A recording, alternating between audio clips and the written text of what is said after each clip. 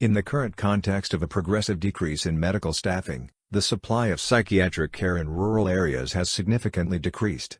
We are confronted with populations with reduced mobility, long travel times to reach these populations that are not compatible with the need for practitioners to be present on the site of hospitalization units to ensure continuity of medical care. To meet these requirements and increase the supply of care, teleconsultation could offer an effective alternative. In recent years, computer tools or more generally new information and communication technologies have become widely democratized.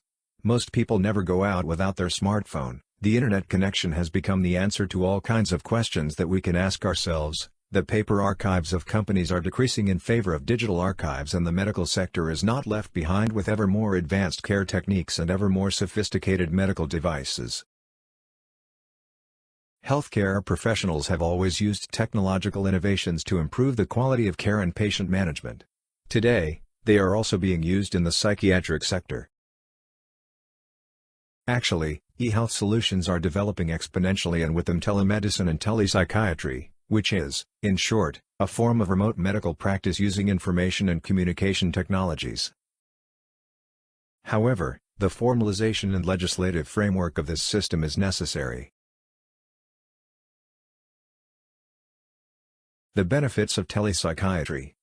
The use of telepsychiatry allows for greater comfort and better follow-up by improving the support of residents in their living environment. The use of telepsychiatry provides security and support for professionals working in the institution.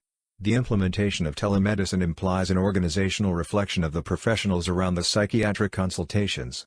The use of telepsychiatry must be sufficiently supervised to be beneficial and clear to everyone, particularly from an ethical point of view.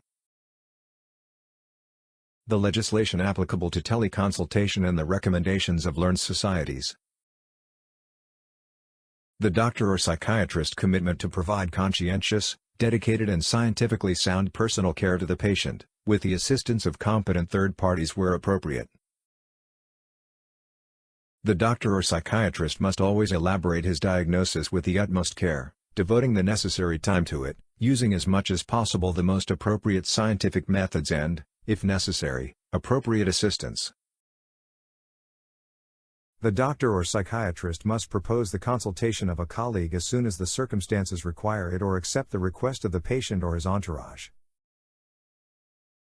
To have at his disposal at the place of his professional practice, a suitable installation, adequate premises to allow the respect of the professional secret and sufficient technical means.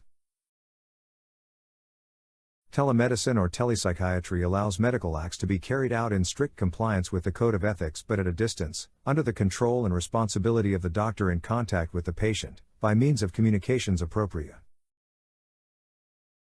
The practice of telemedicine must respect the Code of Ethics, from which 6 main criteria emerge. The use of telemedicine should be driven by the patient's condition and should not be an end in itself. There is an imperative of technical quality, communication and qualification of the tele-experts. The patient's informed consent must be explicitly obtained and signed, except in the case of an emergency related to the health condition. Professional secrecy must be a permanent concern, such as the identity of the patient, anonymized medical records, traceability, archiving and storage of exchanges and information, and professional secrecy of the staff involved, all of which must. The teleconsultant is responsible for the information he or she provides, and the doctor in contact with the patient is responsible for its use. The identity of the teleconsultants, tele-experts, and the physician in contact with the patient must be clearly indicated.